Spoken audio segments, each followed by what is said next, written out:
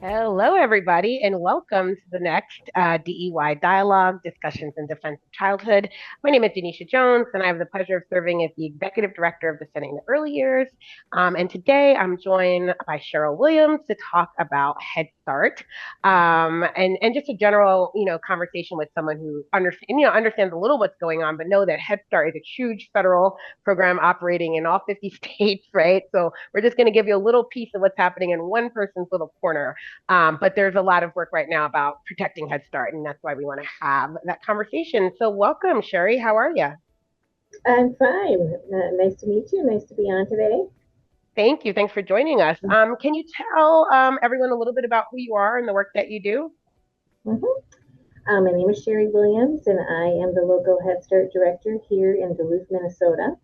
I have been doing this job for 6 years. So, to contextualize that, I started the year of the pandemic, and I will be retiring in just a couple of weeks. So, I'm ending at a tumultuous funding time for Head Start. So, Yeah. it's been an interesting ride, but it's a fantastic program um, that is really important.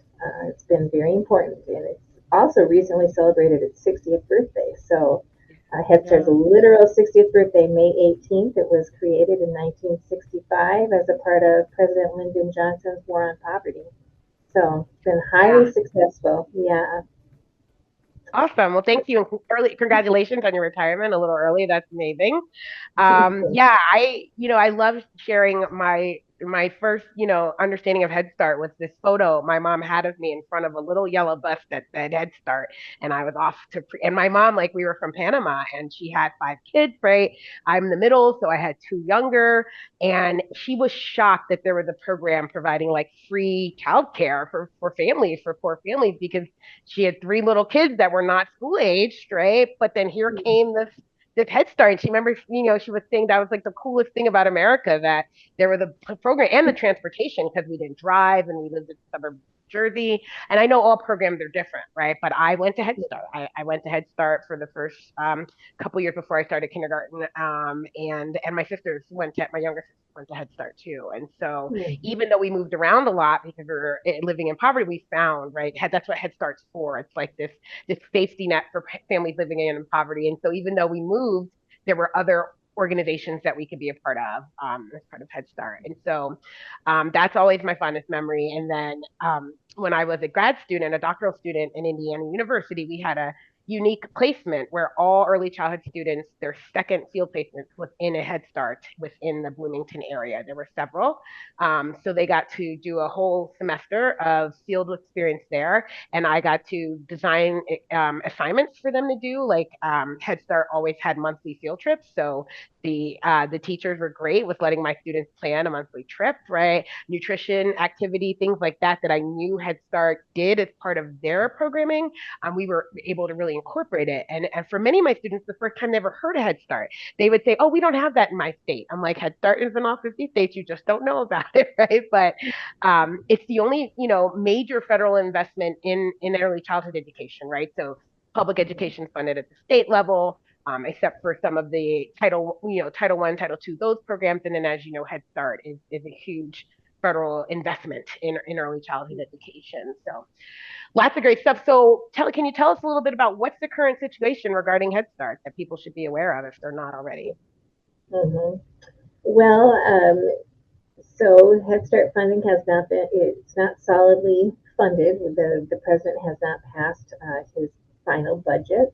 And so we've had some ups and downs. It feels like, we're looking for information, we're inferring a lot of things. People are hanging on to people's words and really trying to read between the lines. But right now, what we really know is it sounds like initially it was leaked that it was going to be eliminated. It was not going to be a part of the president's budget. And then there was a huge action happened, right? Head Start's got a pretty strong lobby and a lot of people who've had to fight for this program before. So it's happened multiple times during the last 60 years where Head Start funding has been on the line and people Mm-hmm. have fought hard to hold on to it. And again, that has happened. And so it's felt that our voices were heard we've had bipartisan support for the last 60 years. It's one of those rare programs that there is support on both sides of the aisle. There always has been. And so, with a lot of advocacy and lobbying, it is felt that RFK has suggested that it will be funded for fiscal year 26 at Okay. similar levels as fiscal year 25. So there's no increase in funding. And of course, as the cost of living increases, that's always something we're interested in. We've got to continue to pay people with the cost of living increase, as most places do. And so not having an increase in funding still feels like a cut to a certain extent Hmm. um, because costs rise every year. So, but we are nonetheless feeling optimistic that our voices have been heard and that our funding for the upcoming year is likely secure. And that Yeah. is a very hopeful place to be operating from. Yeah, yeah, and it's good to be hopeful, but we just until it's done, right? Until this budget Yep. process is no hope, right? Like it's almost like you want to be positive, but you're also seeing what's happening, right, to other federal agencies, and that must be really scary, right, for folks in Head Start, right? So we saw It what is. happened with the Department of Education, right? Then always been talk about shutting it down and new Secretary of Education aligned with the president's views. I have friends who work for the Department of Ed, and one was laid off, and the other one is on the chopping block. Though we don't know, right? We're hearing these things out of the judicial circuit that a judge is trying to halt that, right? But that's a huge right impact. So that yeah, worrying about something like that. And most people don't see the connection there, but you were telling me earlier, like there's a connection between school districts and Head Start. Can you talk a little bit about that Mm-hmm. as well? Yeah, well, roughly 14% of Head Starts in the United States, the public school district is the actual grant recipient, and that is the case for us in Duluth. So in Minnesota, we're the only public school grant recipient, but across the country, there are 14% of all Head Starts are a school district who receives a Head Start grant. Yeah, So yeah. So that any trouble with the school district and now, Head Start is going to also, those Head Start location can be also problematic, right? Yeah. Yeah, exactly, so that's yeah. super important. Yeah. And so most Mm-hmm. people are probably aware, Yasmina Vinci, the executive director of National Head Start, published a letter, Exchange Press, Exchange Every Day published it on May 2nd, right, in their email about, the concern about losing the funding would be catastrophic. So people, Mm-hmm. Head Start does early childhood education, but it does so much more. Can you just, for anyone out there who doesn't know, tell us a little bit more about Mm-hmm. what Mm-hmm. are some of the things that Head Start does for families? Correct. Yeah, that is one of the beautiful things about Head Start is it's a comprehensive program, right? So we're not just working with the child. We're working, and we're not. It's not just education. So we are also working to provide healthcare, making sure that kids are getting nutritious meals. We also work on family well-being, so parent engagement and having some. We've got family outcomes that are part of our plan too. So it's not just child outcomes, but there's actually family outcomes that we strive to accomplish. Um, and like for so many early childhood centers, we do provide sort of some critical care in many places where there literally is no other child care or preschool available for families. Sometimes those small rural communities, all there is in those communities is a Head Start. So that's really the places where it would really be felt sorely if something were to happen with Head Start funding. To date, 39 million children and families have participated in Head Start, and currently, just this year, there's up to 800,000 kids and families across the United States who actively are participating in Head Start. And we know that it pays off. I mean, just as an early childhood teacher, we know early childhood pays off, but this second generation approach where you're actually trying to intentionally break the intergenerational cycle of poverty that Hmm. has some really long lasting impacts for families.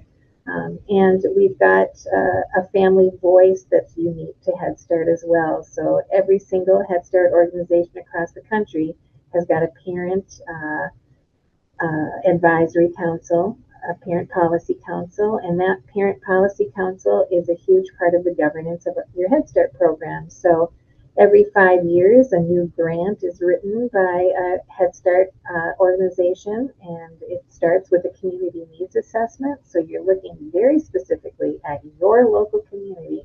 What are things that could help families who are experiencing poverty, families with young children who are experiencing poverty? What kinds of things does our community, is it lacking in, or that we could sort of bolster so that we can really provide the support that's needed in our community to support families who are experiencing poverty?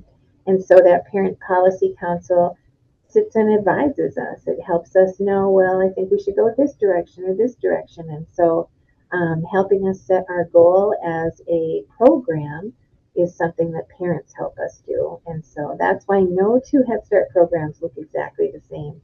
Everybody's Yeah. community is a little bit different, and everybody's parent group sees things a little bit differently. And we are made to adapt to that, each individual situation. And again, that's one of the most beautiful things about Head Start. It's adaptable and it's unique to the community that it serves.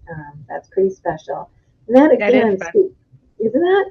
And it's a really Mm-hmm. rare situation where you have federal to local funding. So a lot of Yeah. times federal funding gets sifted through the state and it filters down to the local community. But having a federal funding go directly to the local community really maximizes resources for that community. So it's a beautiful Yeah. thing.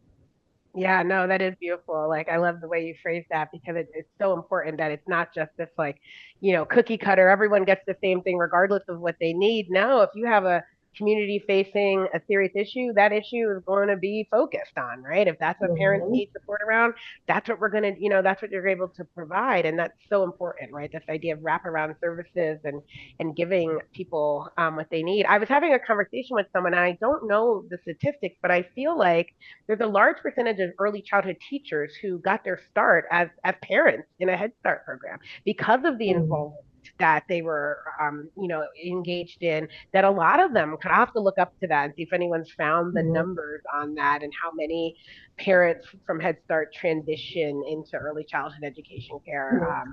because Yep. of that experience. Yeah, my mom stayed with doing housework, home health work and nursing. She didn't want to make the transition to teaching young children, right? But I could imagine Mm-hmm. that many do because of that experience they kind of get with Head Start.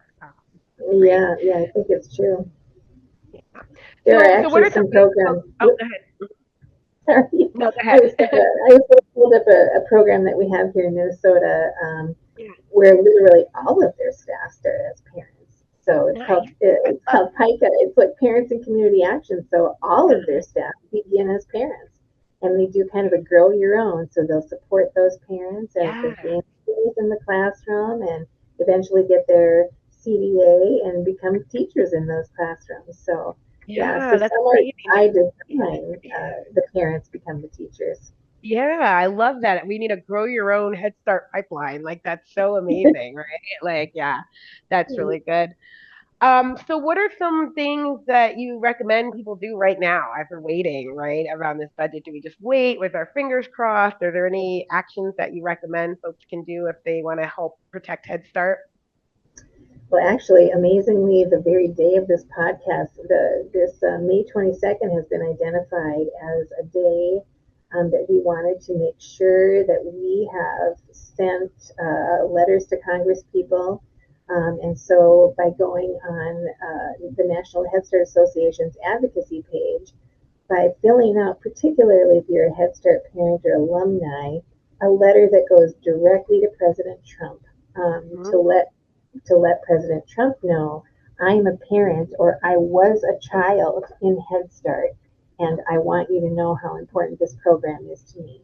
And again, when you are the direct recipient of a program and you're able to articulate to the president or to a congressperson your experience, your story, that's something that is very moving and powerful. And so there's a letter on the NHSA advocacy page specifically for parents and caregivers or people who were children in Head Start to let the president know that you, in fact, are alumni and you found it to be a really important program in your life. So That's that's amazing. yeah, that's a powerful one. And the sooner Yeah, the yeah. better. Our Okay. recommendation was to, we've been sending letters weekly. So we've, that same letter format we've sent to our representatives weekly to make sure that, that the drum keeps pounding. We want to keep the drum pounding until that budget is passed and until we can be assured that we are funded. That So, is great. Yeah, we'll make sure to share this. We shared, so we do on defending the earlier. We have an advocacy map where we've just been trying to highlight all of the early childhood advocacy happening around the country, whether it's an organization or legislation, right, that's being passed. But we just created a new alert called Threat Watch, right, because we also want to share. There's so much information happening, like you said. This thing was leaked about Head Start. People didn't know if it was true. Like it, so much is happening. And so this was our first one that we shared. And so if you go on our website, on our map, or even on the homepage, you'll see it. But it brings you to the National Head Start Association, and they have a. But this is to email your elected officials. So we'll also share the one that goes directly to the president, and that one for family. For like, I'm a Head Start alumni. I'm like, yes, I'm an alumni. exactly. Right. Okay. Yeah, We'll definitely share exactly. that one as well too. And Nice. we'll keep tracking this. And so we hope that with the Threat Watch Alert, we can track both challenges, but also how what are people doing in response, like actions that people can take, Mhm, and then mhm, updates, right? What's happening. As soon as mhm, we hear something about the budget and what's happening, we'll pass that along as well too. So mhm. yeah, we'll definitely get that shared. But yeah, they have Nice. a great advocacy pages. You being a federal, a huge federal grantee, there has to be a lot of Mhm, lobbying for Head Start at the mhm, federal level. So they've been doing this for quite a mhm. while, and yeah, like you said, the bipartisan of it, it's always been around. But I'm sure there's been in the past threats to to funding Yeah. and decrease, maybe not to eliminating it like we're seeing it now, but to not Mhm, maintaining the funding levels, which is so super important because we know in early childhood everyone's underpaid, immensely underpaid, right? And so, and think about that as well too. mhm, Awesome. Well, mhm. is there anything else you'd like to share with us about Head Start or the need to protect Head Start? Yeah, I just really want to reiterate what a great program it is. I mean, seriously, I have spent these last 6 years really studying hard. There's a lot to learn about Head Start. There's uh, many regulations that you have to be familiar with and whatnot. But as I've learned about the system, I again and again am surprised at what an amazing system it actually is. I mean, built to adapt and modify to its environment. I mean, it is really a system that had a lot of great thought. I mean, think about it. In 1965, we had no idea. None of the brain research was there to tell us how vital early childhood brain growth is happening. It was all just a promise that, that we know that not everybody comes with the same experiences to school. What are some things that we can really make sure we assure that people have access to in order to start with people all ready to learn and ready to be successful in kindergarten? But the idea that you include families and that you realize that supporting the family is just as vital as supporting the child. I mean, that was pretty innovative thinking for 1965. So I will look back on the system and just really be amazed that people were insightful enough to recognize all of the things that we now know are true. They've been proven. We've got the brain research that shows the synapses in the brain. Uh, and we understand that if parents aren't doing well, children aren't doing well. But Yeah, all of that at that time really felt like a groundbreaking yeah, idea. So to think that the system was born out of um, just some amazing thought and dream that really, I think it's just so amazing. Pretty powerful example of honoring young children, so and their families. yeah. No, I love that. Mm-hmm. Right? It's like we know intuitively what young children need, and then in Mm-hmm. that time it's like, look, we're either gonna support these families, these low income families, or we're gonna, and we did a lot of things during that time where it was like, we there, and it's not. that related, right? But the debate around birthright citizenship, right? And about whether Mm-hmm. undocumented kids should go to school. And then back then, the Supreme Court's like, look, they got to go to school. You just can't have these kids on the street. Like, it's not, like just they go to school. So with that kind of thinking back then, they're like, yeah, these Mm-hmm. parents Mm-hmm. need this. Yeah. These kids need it, and we're going to provide it. And that's it, Yeah. right? And then Yeah. over the years, we've gotten all the information that yes, that is super important, right?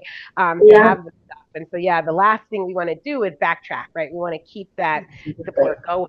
And yeah, like you said, the investment in early childhood pays off in spades, right? And for every community that invests in early childhood education, it returns a lot. It's hard for a lot of people to feel that, but it does, right? I'm an example. I'm a Head Start alumni. I have three Mm-hmm. degrees, a doctorate, a law degree. Like I've be successful on those terms, right? And that's good, right? And in that sense that and it was supportive. It was very helpful for my mom trying to navigate a new country and a lot of new things, right? And so Mm-hmm. um, those programs are really great. So that's awesome. Well, thank you so much for joining Yeah. us. Hopefully, we'll have some good news to update that the budget gets passed and it's fully funded at the same level.